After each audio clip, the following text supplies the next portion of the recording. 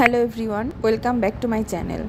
I hope you all are doing well. I hope আজকের ভিডিওটা দেখার পর থেকে তোমাদের মোবাইল ইউজ করার সময় একটু হলেও গিলটি ফিল হবে। So this is going to be a reality check video for you all. So সেপ্টেম্বরের শুরু থেকে আমার পড়াশোনার গ্রাফটা একটু ডাউনে চলতেছে, কারণ আমার ফ্রেন্ডের বিয়ে ছিল, হাই স্কুলের ফ্রেন্ডের। আমি ওইটা অ্যাটেন্ড করতে রাজবাড়ি গিয়েছি। হ্যাঁ, ইউ হার্ড দ্যাট রাইট। এই মেডিকেল অ্যাডমিশনের মধ্যে আমি বিয়ে অ্যাটেন্ড করতে গেছি। এখন বিয়েতে যাওয়ার জন্য কিভাবে প্যারেন্টসকে ম্যানেজ করছি, কেন গিয়েছি, এইসব ব্যাপারে কথা বলে টাইম ওয়েস্ট না করে ডিরেক্ট ভিডিওতে চলে আসা যাক। তো বিয়েতে যাওয়ার কারণে কয়েকদিন আমার পড়াশোনা হয়নি। তো বাসায় আসার পর আমি ডিসিশন নিয়েছি যে এইবার থেকে আর কোনো ফাঁকিবাজি না, ঠিক মতো পড়াশোনা করব। আই গেস এভরি ক্লাসের এভরি স্টুডেন্টসের পড়াশোনার মেন ব্যারিয়ার হচ্ছে মোবাইল। অ্যান্ড তাছাড়া তোমরাও আমাকে অনেকে কমেন্ট করো যে আপু মোবাইলে অনেক বেশি টাইম ওয়েস্ট হয়, মোবাইলের কারণে ঠিক মতো পড়া করতে পারতেছি না, কিভাবে মোবাইল থেকে মোবাইল অ্যাডিকশন থেকে বাঁচবো। So let me give you a reality check. তো এই ভিডিওটা দেখার পরপরই তোমরা তোমাদের মোবাইলের সেটিংসে যাবা, সেখান থেকে ওয়েলবিংয়ে যে তোমরা তোমাদের মোবাইলের স্ক্রিন টাইমটা চেক করবা। And I know it will hurt you. তো আমারও অনেক খারাপ লাগছিল যখন আমি দেখি আমার মোবাইলের স্ক্রিন টাইম ডেইলি 4.5 ঘন্টা। So in today's video I am gonna swap my screen time into study time. তো আমি ডেফিনেটলি একবারে 4.5 ঘন্টার টাইমার সেট করতেছি না। 4.5 ঘন্টাকে আমি 3টা স্টাডি সেশনে ডিভাইড করব। প্রথমে আমি 1 ঘন্টা 30 মিনিটের একটা টাইমার সেট করে নিয়েছি। এই 1 ঘন্টা 30 মিনিটে আমি রেটিনা গাইড থেকে পরিপাক ও শোষণ চ্যাপ্টারের 163টা এমসিকিউ অ্যান্ড রক্ত সংবহন চ্যাপ্টারের 166টা এমসিকিউ পড়ে নিচ্ছি। মেইনলি গতকাল আমি পরিপাক ও শোষণ চ্যাপ্টার আর রক্ত সংবহন চ্যাপ্টারের মেইন বুক ভালো মতো পড়ছিলাম অ্যান্ড অনুশীলনীর সাথে সলভ করছিলাম। অ্যান্ড আরেকটা কথা, তোমরা আমাকে জিজ্ঞেস করছিলে যে আমি প্রিভিয়াস ইয়ারের মেডিকেল কোয়েশ্চেন সলভ করি কিনা। তো আমি উন্মেষের মাস্টার কোয়েশ্চেন ব্যাংক থেকে অনুশীলনী কোয়েশ্চেন সলভ করি। তো ওখানে টপিক ওয়াইজ যেহেতু ডিভাইড করা, ওই টপিকের আন্ডারে অনুশীলনী কোয়েশ্চেনের আগে প্রিভিয়াস ইয়ারের মেডিকেল এবং ডেন্টাল কোয়েশ্চেন দেওয়া থাকে। তো ওই একসাথে আমার মেডিকেলের কোয়েশ্চেনও সলভ করা হয়, অনুশীলনী কোয়েশ্চেনও সলভ করা হয়। তো এখন আমি আর একটা 1 ঘন্টা 30 মিনিটের স্টাডি সেশন শুরু করতেছি, যেখানে আমি ইংলিশ পড়বো।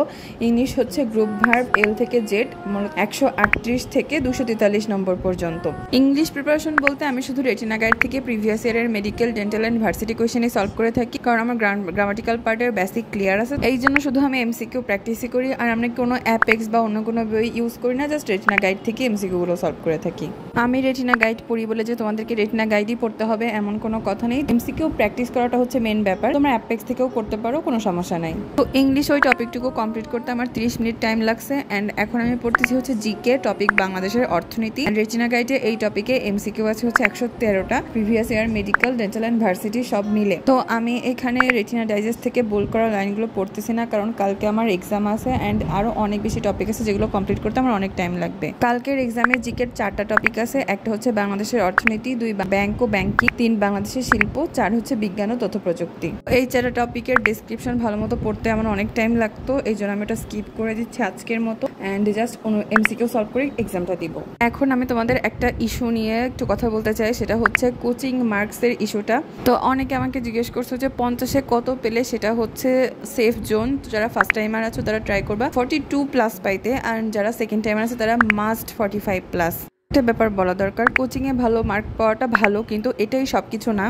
এটার উপর ডিপেন্ড করে সব কিছু জাজ করে ফেলো না। স্পেশালি ফার্স্ট টাইমাররা তোমরা হচ্ছে এখন কোচিংয়ের মার্ক নিয়ে বেশি প্যারা নিও না। মাত্র অ্যাডমিশন জার্নি শুরু করলে সব কিছু বুঝতে অনেক টাইম লাগবে। তো এখন মার্ক খারাপ হওয়াটা স্বাভাবিক, বাট তুমি যদি রেগুলারের পরে রেগুলার কমপ্লিট করো তাহলে আস্তে আস্তে ঠিক তোমার মার্ক ইনক্রিজ হবে। কোচিংয়ের এক্সামে ভালো মার্ক পাওয়া বেশি ইম্পর্টেন্ট না, প্রতিদিনের পড়া প্রতিদিন কমপ্লিট করা এবং প্রতিটা এক্সামে অ্যাটেন্ড করাই হচ্ছে সবচেয়ে বেশি ইম্পর্টেন্ট। অ্যান্ড আমি এখন আর একটা 1 ঘন্টা স্টাডি সেশন স্টার্ট করলাম।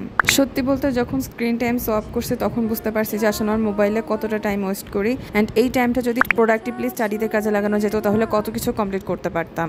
আসলে আমরা যে বলি সব পড়ার টাইম পাচ্ছি না বা টাইম কোত্থেকে যাচ্ছে কিছু বুঝতে পারতেছি না, আসলে 10 মিনিট করে যে টাইমগুলো যায় সেগুলো আমরা কাউন্ট করি না ঠিকই, ইনে টোটাল আসলে অনেকটা টাইম ওয়েস্ট হয়। অ্যান্ড জিকে সব পড়া কমপ্লিট করে আমি এখন গতকালের পড়া রক্ত সংবহন চ্যাপ্টারটা শেষ করতেছি। অ্যান্ড তোমরা যে বলো আপু পড়া মনে থাকে না, সব পড়া ভুলে যাচ্ছি, এর একটা সলিউশন আমি বের করছি। তো মেইনলি আমার সাথেও এমন হয়েছে। তো আমি প্রতিদিন কোচিংয়ের পড়া পড়ে যেতাম, কোচিংয়ের এক্সামে ভালো মার্ক পাইতাম, আমার মনে হতো যেন আমার প্রিপারেশন অনেক ভালো। তো যখন আমি অনেকটা সামনে আগায় চলে আসছি তখন আমি দেখি আমি পেছনের পড়াগুলো অনেক কিছু ভুলে গেছি অ্যান্ড আমার মনে হয় যে আমার কিছুই মনে নাই।